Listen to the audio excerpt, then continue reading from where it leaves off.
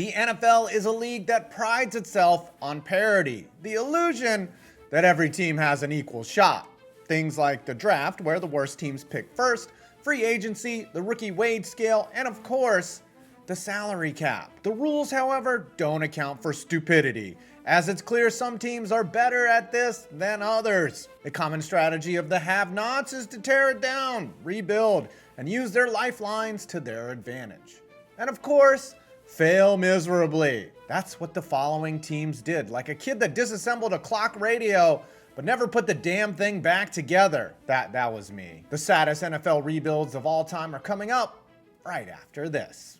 Hey, how are those New Year's resolutions going? Have you been hitting the gym? Well, I have a secret for you. Getting in the gym is great, but you gotta focus on your diet too. Factor meals are delicious, healthy, fresh, never frozen, chef-crafted, and dietitian-approved meals that are ready to eat in 2 minutes.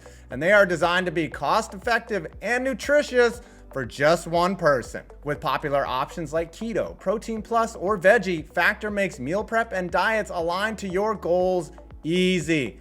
I honestly don't make resolutions, but it's always my goal to keep my calories down and stay lean. And as you can tell, it's working.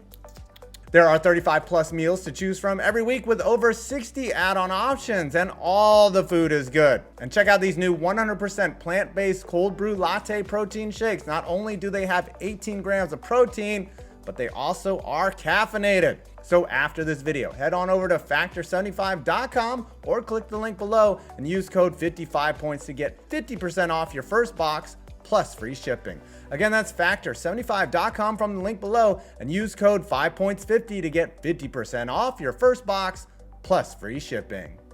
The Jacksonville Jaguars. The Jacksonville Jaguars started their franchise out with unprecedented success for an expansion team, making an AFC championship game in their second season, and again 2 years later in 1999 after a 14-win season. But from 2007 to 2016, they were terrible, averaging 5 wins a season in that stretch. Then out of the blue in 2017, they returned to the AFC championship game, beating the Bills and then the Steelers along the way, and were minutes from going to their first Super Bowl. But it all fell apart, and by 2020, they were in full rebuild mode after a 1-15 season. And this iteration of reconstruction in the South might be the worst one in history. One thing that sends most teams into an awful situation is overpaying for a QB. And that's what kicked this downward spiral off. The Jags signed Blake Bortles to a 3-year, $54 million deal in 2018. What's the first thing you do when you wake up in the morning? Usually just pissed. His production immediately tanked. Therefore, in 2019, he was out of the league. The team spiraled into suckitude, and after a 6-win season in 2019, it was clear it was time to start over. They bested that with a 1-win season in 2020, and the Jags got the #1 overall pick and spent it on a no-brainer at the time, Trevor Lawrence. Well, it appears that turning it on and turning it off again isn't working. They rewarded Lawrence by hiring Urban Meyer. After a pathetic 3-win season where Meyer was fired mid-year, the Jags once again got the #1 overall pick, and they passed on Aiden Hutchinson to take Trayvon Walker. The next 2 picks after that, Derek Stingley and Sauce Gardner, would also become Pro Bowlers, but not Walker. Doug Peterson was brought in to be an adult in the room, and it appeared to be working. The Jags won the weak AFC South and then beat the Chargers in the playoffs, but then lost to the Chiefs in the divisional round. House money, right? Such a quick rebuild would surely yield results. Well, not when Trent Baalke was your GM, whose reputation goes beyond his bad moves. Everywhere he's gone, he's chewed through coaches, created a toxic culture, and simply not gotten results. Ask Niners fans. He whiffed on free agents Carlos Hyde, Shaq Griffin, and Folorunzu Fatukasi. The team finished 9-8 in 2023 and then had a major backslide in 24, finishing 4-13, and Doug Peterson was fired. Baalke himself was surprisingly let go way later than most GMs in the offseason, as I believe Shad Khan just found out that Trent Baalke was running his team. Once again, the clowns are back in Duval, and there are many doubts around Lawrence, who signed a 5-year, $275 million contract extension before the season, the signature signs of an albatross. But if the Jags' rebuild was sad, let's look at how poorly their division rival has tried to reconstruct, the Indianapolis Colts. Have you ever had a friend who keeps making the same mistakes over and over again? Like dating only hot, shallow women and then wondering why he gets rejected? Oh wait, I'm that friend. Well, if there was an NFL team that never learns from their mistakes, it's the Indianapolis Colts. Funny that the Colts would be on here, as they actually had 2 successful rebuilds, both which landed generational talents in Peyton Manning and Andrew Luck. The current rebuild has landed them on a collection of QBs who fart dust. After Andrew Luck retired in 2019, the Colts figured they could just sign any QB off the street and it would work out. First, Jacoby Brissett, then Phillip Rivers. They did make the playoffs in 2020, but then things began falling apart rapidly. Carson came and went. Matty Ice got melted. Jeff Saturday was called upon to coach on Sunday. They go 4-12. They try to draft a QB, Anthony Richardson, dubbed by many a Stretch Armstrong level reach. He immediately gets hurt. The solution? Gardner Minshew. They still somehow go 9-8. And then AR gets healthy. No, he doesn't. Joe Flacco time. They go 8-9. Now, unlike the other teams on this list, the Colts actually have a decent record during this 4-year playoff drought. However, they are far from elite, and they have a ton of questions remaining, and Chris Ballard is perplexingly holding on to his job despite the fact that the results just aren't there. Remember, they traded a first rounder for old retread Carson Wentz. Ballard has been there 8 years and has no division titles, 1 playoff win, and the team is trending down. Sometimes languishing in football hell is a fate worse than being terrible. Speaking of being in hell, the New York Giants. Ah yes, the story of the New York Giants, one that has me blue in the face. After Eli Manning faded away harder than Skip Bayless, the Giants needed to rebuild the franchise.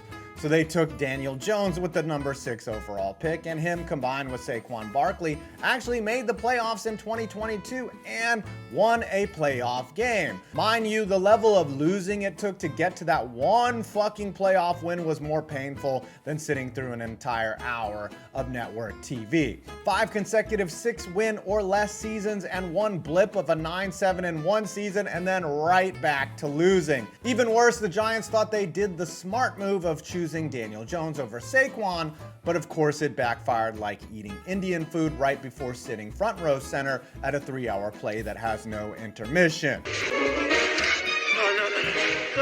Of course, like a lot of failed rebuilds, giving one player $40 million a year while watching key parts of your defense walk away or be traded away due to cap constraints like Xavier McKinney, Julian Love, Leonard Williams, James Bradbury, etc. But the Jones investment especially sucked when that player sucked and you ended up cutting him after less than 2 years. I mean, who wouldn't have had the forethought to think that the league would shift strategies and put 2 safeties high and make talented running backs relevant again?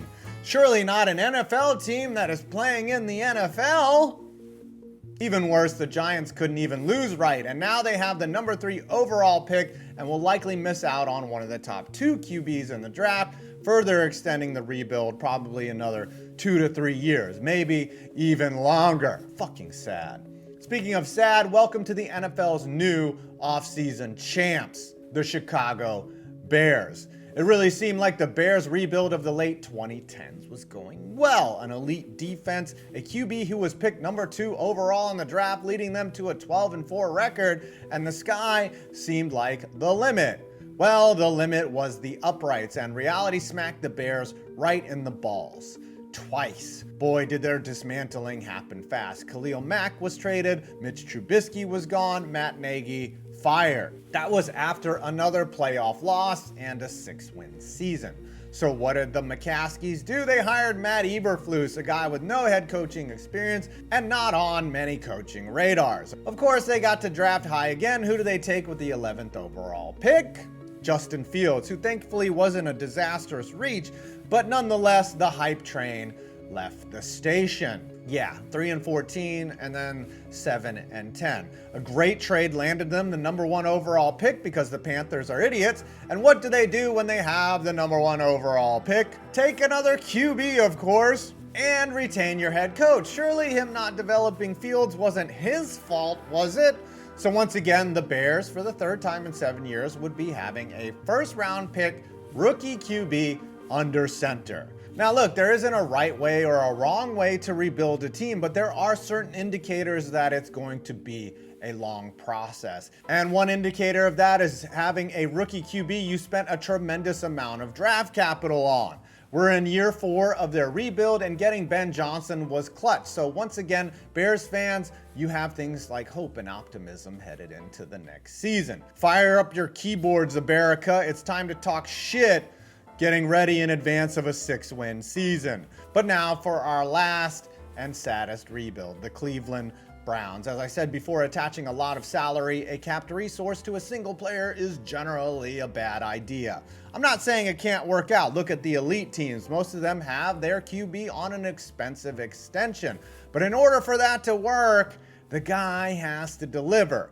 Deshaun Diddy Combs hasn't even come close to the outlay of resources that Haslam shelled out for him. One of the worst contracts ever signed in the history of modern sports. Like seriously, Kirk Cousins is jealous of Deshaun Watson's contract. What's crazy is the team actually made the playoffs in 2020 and 2023, and the amount of tanking required to get to that point was slower and more painful to Browns fans than watching Mike Tyson fight Jake Paul. And to be fair, Mike Tyson is 60, so yeah, it was still bad. To call what's happening now a rebuild is a little inaccurate. It's more of a dismantling, a teardown, if you will.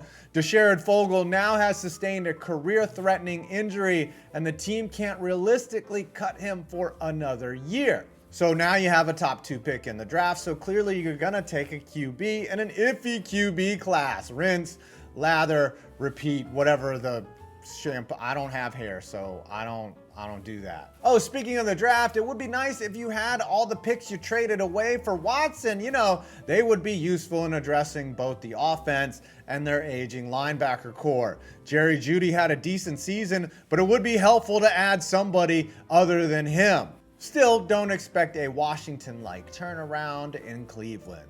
But hey, Browns fan, what's a few more years added on to infinity, right? Well, there you have it. If you enjoyed this video, please subscribe. It's a great way to show me support and not miss any of my videos, which are a blend of informative with a taste of smartass. Does smartass taste any different?